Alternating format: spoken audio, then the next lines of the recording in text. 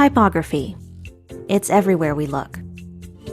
In the books we read, on the websites we visit, even in everyday life, on street signs, bumper stickers, and product packaging.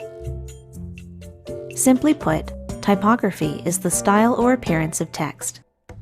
It can also refer to the art of working with text, something you probably do all the time if you create documents or other projects for work, school, or yourself. Typography can be an intimidating subject, but it doesn't have to be. You only need to know a little to make a big difference in the stuff you do every day. So let's get started. First, some common types of fonts and what you need to know about them. Serif fonts have little strokes called serifs attached to the main part of the letter. Because of their classic look, they're a good choice for more traditional projects. They're also common in print publications, like magazines and newspapers. Sans serif fonts don't have that extra stroke, hence the name, which is French for without serif. This style is considered more clean and modern than serif fonts. Also, it tends to be easier to read on computer screens, including smartphones and tablets. Display fonts come in many different styles, like script, black letter, all caps, and just plain fancy. Because of their decorative nature, display fonts are best for small amounts of text. For example, titles and headers, and more graphic-heavy designs. In a way, fonts have their own language. They all have something to say beyond the words on the page. They can come across as casual or neutral, exotic or graphic. That's why it's important to think about your message and pick a font that fits. Some fonts come with extra baggage, like Comic Sans, Curls, Papyrus, and many more. There's nothing particularly wrong with these fonts. They just have a certain reputation for being outdated and overused. If you find yourself tempted by them, think twice and consider using something else. There are many fonts with a similar look and feel that are less likely to detract from your message. When deciding which fonts to use, less is more. It's best to limit yourself to 1 or 2 per project. If you need more contrast, try repeating one of your fonts in a different size, weight, or style. This trick is practically foolproof for creating interesting combinations that work. You've probably heard the saying, opposites attract. Well, the same is true for fonts.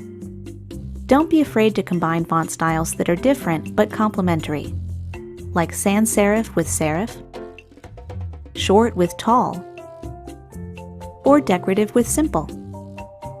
This can be challenging at first, but don't despair. Look to other designs for inspiration, and soon you'll get the hang of it. Maybe you've heard terms like kerning, leading, tracking, and hierarchy. For those with more experience, these concepts are essential for creating professional-looking designs. As a beginner, you don't need to know everything about these terms, just enough to inform your work and help you talk about design with more confidence.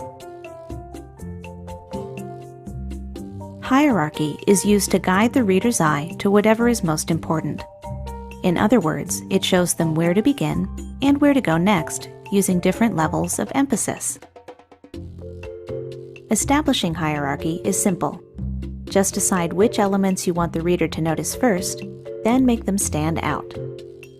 High-level items are usually larger, bolder, or different in some way.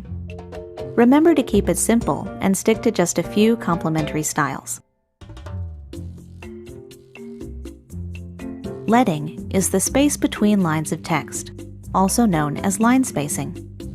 If you're not sure how much line spacing to use, don't fret. The default is usually fine. The goal is to make your text as comfortable to read as possible. Too much or too little spacing can make things unpleasant for the reader. Tracking is the overall space between characters, sometimes called character spacing. Most programs let you condense or expand this depending on your needs. In some designs, you might adjust your tracking to create a certain artistic effect. It can also help you fix fonts that are poorly spaced to begin with. Kerning is the space between specific characters. Unlike tracking, it varies over the course of the word because each letter fits together differently. Some fonts have what we call bad kerning, making certain letters look improperly spaced.